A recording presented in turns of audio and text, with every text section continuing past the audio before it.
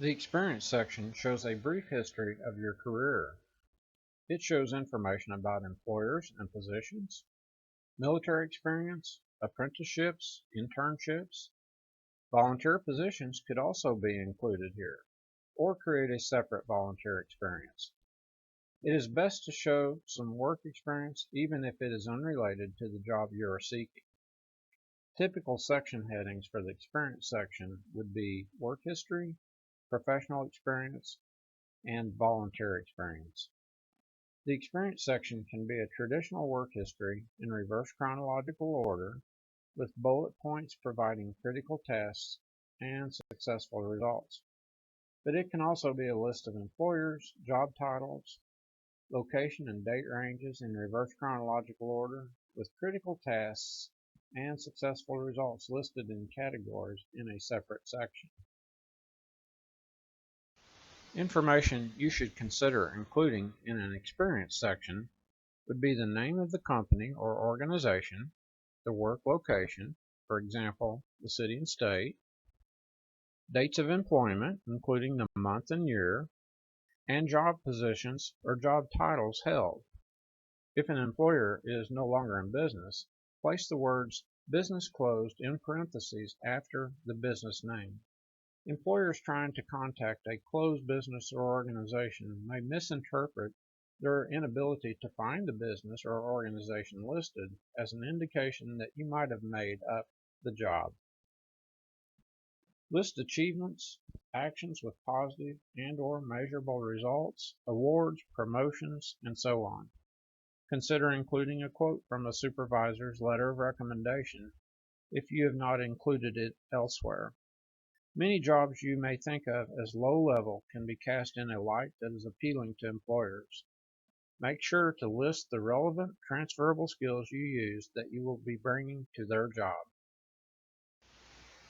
Here are some tips and suggestions for the experience section. Organize the resume by skills, a functional resume, or by time, a chronological resume. More information on these two types of resumes will be presented on the next slide. Maximize your relevant work experience and minimize your non-relevant work experience. Make sure to target desired occupations and jobs.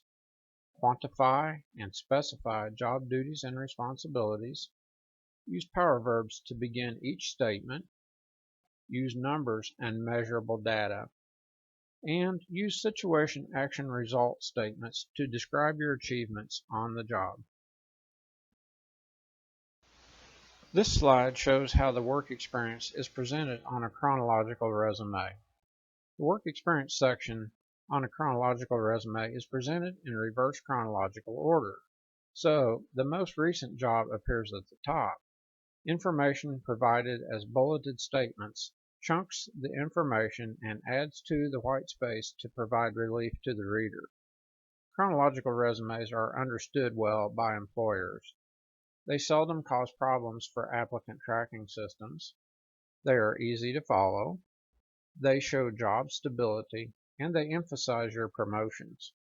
Most of the statements should emphasize successful competence and results on the job, not just read like a job description. They can also demonstrate the use of both hard and soft skills, and perhaps the best advantage of a chronological resume is they paint a picture of steady growth in knowledge, responsibilities, and skills within an occupational area.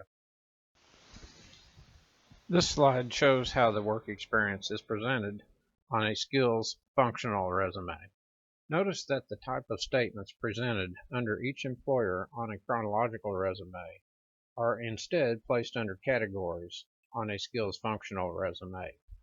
These categories can be organized to best fit your skills, knowledge, and abilities for the targeted employer. This resume is organized in this particular order because the desired job is in food service or hospitality. That puts the job seeker's current focus at the top of the skills section.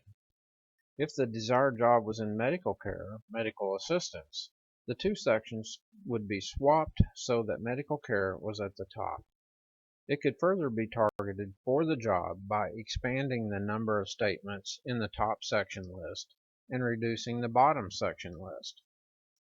A skills-based resume was chosen by this job seeker because most of the jobs listed in the employment history were relatively short-term and switched back and forth between hospitality and medical care. This can be perceived in a negative light by some employers who are looking for longer-term employees. A skills functional resume should also present the employers you have worked for with only 1 or 2 lines, including the job title, employer, city, state, and date range of employment. Some advantages of a skills functional resume are that it highlights accomplishments and strengths, organizes your information by relevance, eliminates repetition of similar jobs, and minimizes employment gaps, minimum employment experience, and short-term employment. There's nothing keeping you from including skills that you have used in non-employment situations, such as volunteering, educational projects, working with your family, and so on.